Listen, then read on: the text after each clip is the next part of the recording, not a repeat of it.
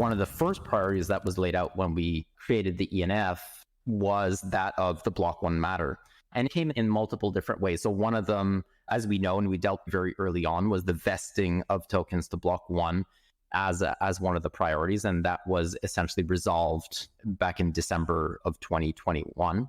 But the other lingering issue was just that of a potentially legal matters against Block.One. And so we were given the task of starting an investigation and starting basically that file, working on that front.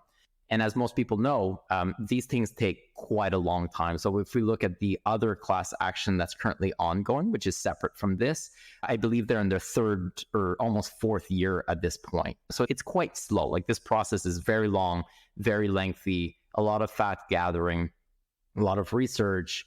We undertook that work. We started doing some research, started reaching out to stakeholders reaching out to us.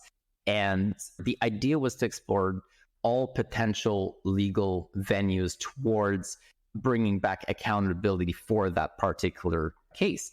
And this was given as a priority by multiple stakeholders, right? So we also need to assess as the ENF when somebody says, hey, I would like you to dedicate some time to this or whatnot. We need to look at this. Does that represent a lot of people? Does it represent a lot of token holders?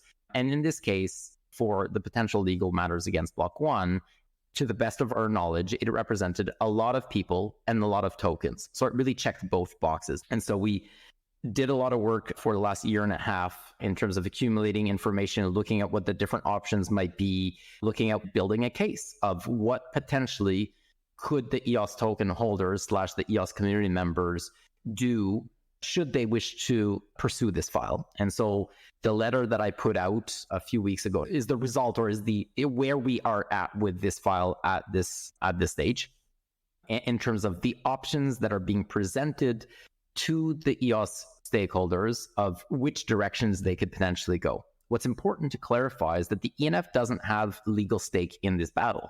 The ENF did not exist at the time. However, the ENF does have the mandate by the EOS token holders to help support and amplify the EOS community. And so the ENF can support, can coordinate, can help rally, et cetera, but it can't be the one actually doing it. That needs to come from the token holders. And so the two options that were presented, the one I think that is being more so, I guess, brought up is the class action side. There's a lot of work to be able to do to determine whether or not there is something that could be brought.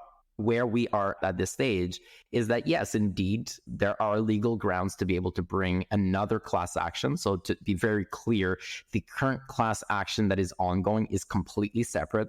If you as a token holder or you as a stakeholder have already joined this ongoing class action that's been going on now for a couple of years, you cannot participate in a second class action. And so this is what this class action would be. It would be for people who are not in the current ongoing one. The date that I was very clear about in the letter that I posted is of September 1st, 2021.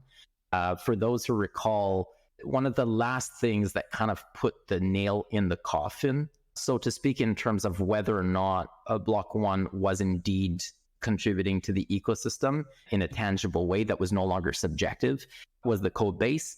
And roughly in June, July of 2021 is when it became apparent that they were no longer contributing to that.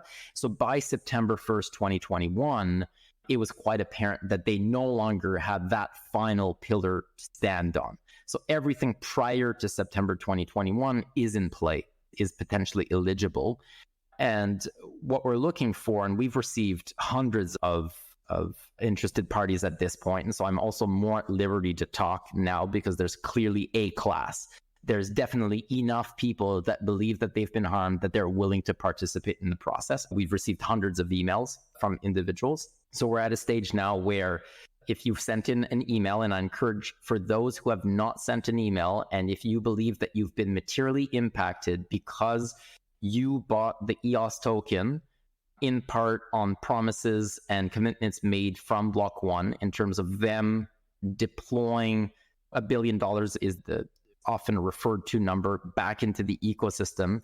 that you believe that you're purchasing a token that would have more utility than it currently does because of those commitments that were made, and that now you're left with a token that has less utility than what it should have had when you were basically bought into that, we invite you to write in. So please send an email to legal@eosnetwork.com.